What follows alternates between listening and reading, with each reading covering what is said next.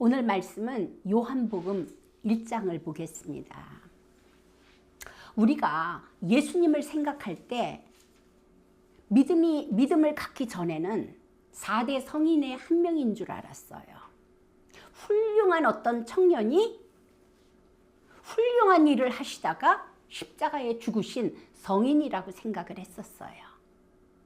어쩌면 많은 사람들은 그 예수님이 십자가에서 당하신 고통, 그 괴로움, 그것 때문에 미안하고 죄송한 마음으로 또 울고 눈물을 흘리는지도 모르겠어요.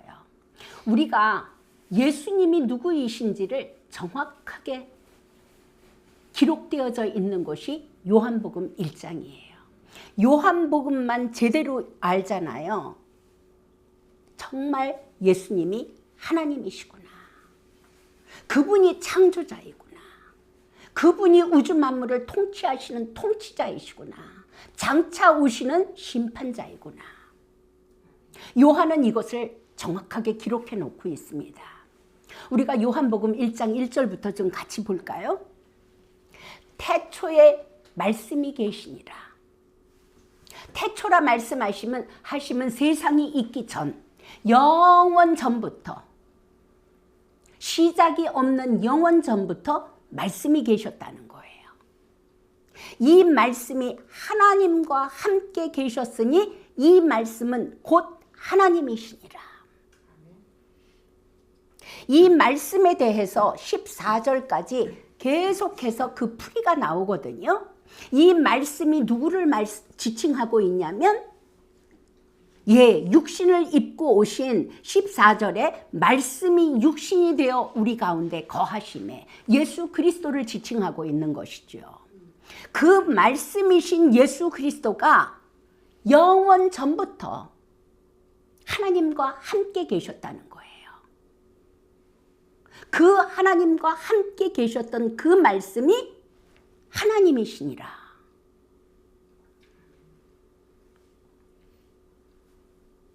2절을 볼까요? 그가 태초에 하나님과 함께 계셨고 만물이 그로 말미암아 지은 바 되었으니, 만물이 말씀으로 말미암아 지은 바 되었으니 하나님과 함께 계셨던 말씀은 창조자시니라. 이 땅에 지어진 것 하나도 그가 없이는 된 것이 없느니라. 그 하나님과 함께 계셨던 말씀이신 예수 그리스도는 창조자시라는 것이에요. 만물이 그로 말미암아 지은 바 되었으니 지은 것이 하나도 그가 없이는 된 것이 없느니라. 그 안에 말씀이신 예수 그리스도 안에 당시에는 말씀으로 하나님과 함께 계셨어요. 육신으로 나타나시기 전까지는 하나님과 함께 계시는 말씀이셨는데 그 안에는, 그 하나님 안에는 생명이 있었으며 이 생명은 우리가 이 땅에서 볼 수 있는 식물의 생명, 개미의 생명, 사람의 생명, 이것을 말하는 것이 아니라 생명의 근원을 말씀하고 계시는 거예요. 모든 생명의 근원이 어디에 계셨다고요? 하나님이신 말씀 안에 계셨다는 거죠.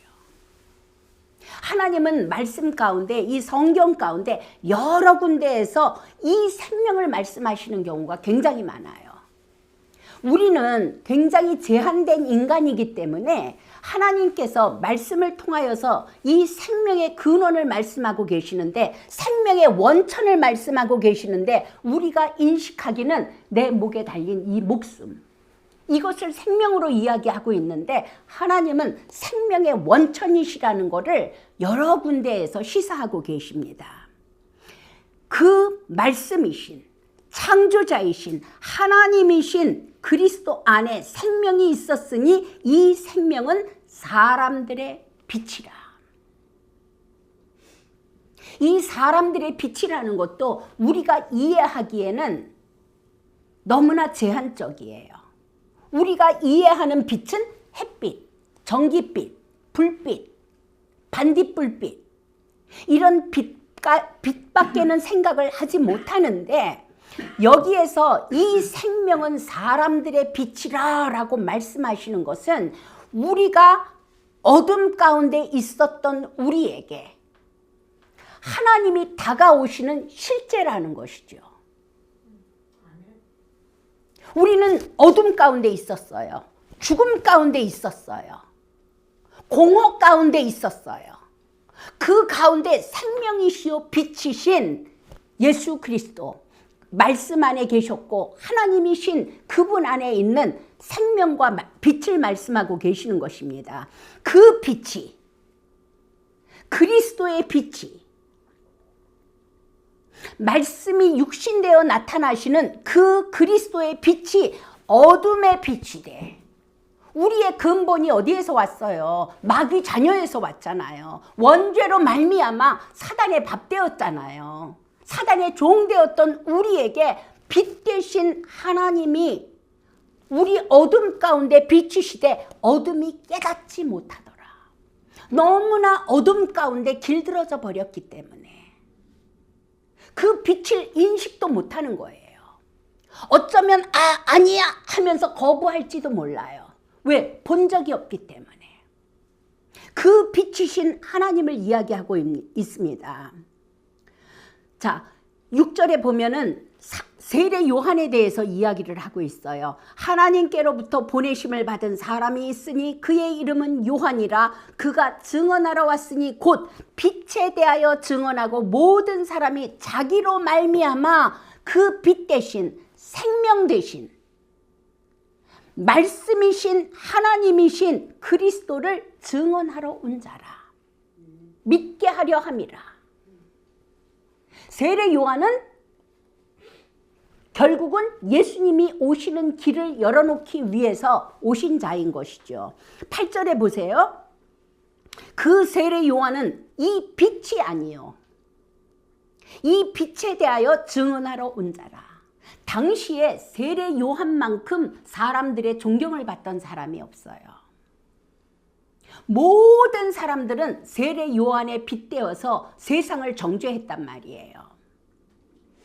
그런데 그 세례 요한은 이 빛이 아니요, 하나님이 아니요, 그 빛에 대하여 증언하러 온 자라. 9절을 볼게요. 참빛, 이 세상 가운데 참빛, 진짜 빛이 세상에 와서 각 사람에게 비치는 빛이 있었나니. 예수 그리스도가 빛으로 오셨단 말이에요. 각 사람에게 비춰진단 말이에요. 그 빛이 오셨는데 그가 세상에 계셨으며 육신으로 입고 오셨잖아요. 그리고 세상 가운데 우리 가운데 거니르셨단 말이에요. 세상 가운데 세상에 계셨으며 세상은 그로 말미암아 지은 바 되었으되, 그가 창조자라는 거예요. 그가 하나님이라는 거 계속 말씀하고 계십니다. 그로 말미암아 세상은 지음을 받았고 그가 세상 가운데 계셨음에도 불구하고 세상이 그를 알지 못하였고 그 빛에 대해서 몰라요. 그분이 그리스도라는 걸 몰라요. 그 예레미야 4장에 보게 되잖아요. 어떤 말씀이 있냐면 예레미야 선지자를 통해서 하나님이 이렇게 말씀을 하세요. 내 백성은 나를 알지 못하는 어리석은 자요. 빛으로 오셔서 비추시는데도 그 하나님이신 예수 그리스도를 못 알아봐요. 내 백성은 나를 알지 못하는 어리석은 자요, 지각이 없는 미련한 자식이라. 악을 행하기에는 지각이 있으나 선을 행하기에는 무지하도다. 하나님을 모르는 것 자체가 악이에요. 예레미야를 통해서 하나님이 이렇게 한탄을 하신단 말이에요. 딱 그 말씀이잖아요. 참빛 곧 세상에 와서 각 사람에게 비추는 참빛이 있었나니 그가 세상에 계셨으며 세상은 그로 말미암아 지은 바 되었으되 세상이 그를 알지 못하였고. 이 일이 지금도 벌어지고 있잖아요. 아무리 나가서 예수 그리스도가 하나님이십니다라고 증거해 보세요. 그러나 11절을 볼게요. 그분이 자기 땅에 오매. 자기 땅이란 말이에요. 그분의 나라예요. 그분이 창조하신 땅이에요. 자기 땅에 오매 자기 백성이 영접하지 아니하였으나. 자기 백성이 영접하지 않는다니까. 그분이 창조자예요. 그분이 주인이에요. 그리고 자기 땅에 오셨어요. 빛으로 오셨어요. 그런데 사람들이 하나님의 백성인, 하나님의 피조물인 사람들이 그 그리스도를 알아보지를 못해요. 그리고 영접하지 아니해요. 그러나 그 가운데 어떤 사람들은 영접하는 자, 곧 그 이름을 믿는 자들에게는 하나님의 자녀가 되는 권세를 주셨으니. 그 이름, 마태복음 1장 21절에 그 이름이 뭐예요? 자기 백성을 그들의 죄에서 구원할 자심이로라. 자기 백성, 창조자가 자기 백성을 그들의 죄, 원죄, 자범죄, 고범죄로부터 구원할 구원자로다. 그가 창조자로다. 그분이 오셔서 그리스도의 일을 하시지 않습니까? 그분이 누구라고요? 태초부터 하나님과 함께 계셨던 말씀이신 하나님이시라고요. 창조자라고요. 이렇게 영접하는 사람들이 간혹 있습니다.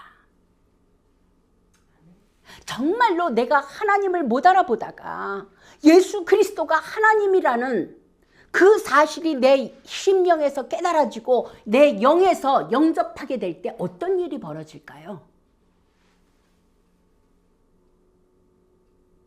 우주가 지진이 나서 깨져나가는 것처럼 깨져나가지 않을까요? 그 하나님의 위엄 앞에, 하나님의 위엄 앞에 설 때 그 영접하는 자들에게는 세상이 개벽을 하는 거예요. 그들에게는 그 이름을, 예수 그리스도 그 이름을 믿는 자들에게는 하나님의 자녀가 되는 권세를 주셨으니, 이 하나님의 자녀가 되는 권세라는 것이 어마어마한 것이거든요. 우리가 그냥 쉽게 예수 믿으세요, 예수 믿으면 죽어서 지옥 안 가고 천국 갑니다, 이 정도가 아니에요. 정말 예수님을 그리스도로, 하나님으로, 나의 창조자여 나의 주인으로 영접한다는 것은 우리가 상상할 수 없는 어마어마한 일이에요. 하나님의 자녀가 되는 권세라니까요. 이는 혈통으로나 육정으로나 사람의 뜻으로 나지 아니하고, 남자의 씨로 나지 아니하고, 가족의 관계로서, 부부의 관계로서 나지 아니하고, 오직 하나님께로부터 난 자들이니라. 하나님의 자녀가 된 자들은 오직 하나님께로부터 난 자들이니라. 정말로 하나님의 자녀가 되는 그날, 여러분들 그 감격 있으실 거예요. 어떻게 나 같은 자가 우주 만물의 창조자, 주인, 죽이기도 하고 살리기도 하실 수 있는 그 통치자, 그분의 자녀가 될 수 있답니까? 도대체 내가 뭐길래, 내가 누구길래, 내가 평생에 해온 건 죄밖에 없는데, 이는 혈통으로나 육정으로나 사람의 뜻으로 나지 아니하고 오직 하나님께로부터 난 자들이니라. 그들이 하나님의 자녀가 되는 거예요.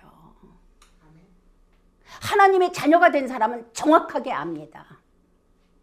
정확하게 구원이 무엇인지 압니다. 자, 14절을 볼게요.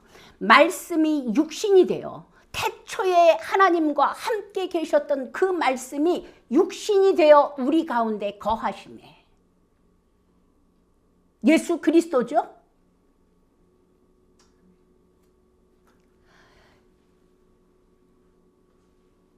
우리가 그의 영광을 보니, 말씀이 육신 되신 그의 영광을 보니 아버지의 독생자의 영광이요 은혜와 진리가 충만하더라. 아버지의 독생자의 영광이요. 우리가 여기서 독생자라는 이야기를 많은 부분에서는 외아들이라고 해석해 놓으신 데를 보거든요. 그런데 제가 이해하기에는 외아들이라는 표현보다는 그 안에서 독생하신, 스스로 태어나신 독생자, 외아들이란 뜻이 아니고 독생자의 영광이요. 하나님 안에 함께 계셨던 그분이 그 안에서 스스로 나타나신 독생자의 영광이요. 은혜와 진리가 충만하더라. 이게 예수 그리스도예요. 이 예수 그리스도를 우리가 믿는다니까요. 죽어서 천국 가기 위해서요? 예, 그거는 아마 따라오는 것일 거예요. 죽어서 천국 가기 위해서가 아니라 우주 만물의 주인, 우주 만물의 창조자, 그 통치자, 심판자의 자녀가 된다니까요. 이거를 어떻게 죽어서 천국 간다는 걸로다가 그렇게 말할 수가 있겠습니까?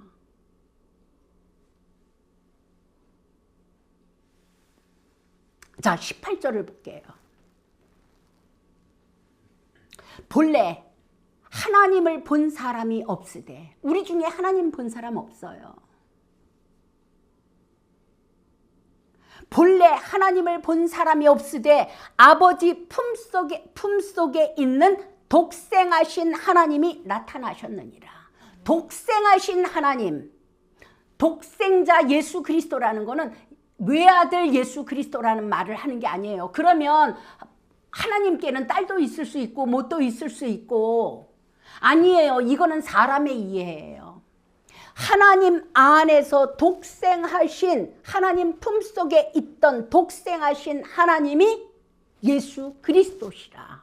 그는 태초부터 말씀으로 하나님과 함께 계시며 우주 만물을 창조하셨고, 이 땅 만물 가운데 그의 지으심을 받지 않은 것이 하나도 없고, 아멘. 그분은 생명의 원천이시요 생명의 근원이시요, 그는 빛이시요 참 빛이시요 참 진리이시요, 그분은 하나님이시라. 아멘. 우리가 오늘 성찬을 했잖아요. 우리가 성찬을 받을 때 이게 형식이 아니에요. 십자가에 죽으신 예수가 누구라고요? 하나님이세요. 우주 만물의 창조자, 통치자, 심판자, 그분이 우리를 구원하기 위하여서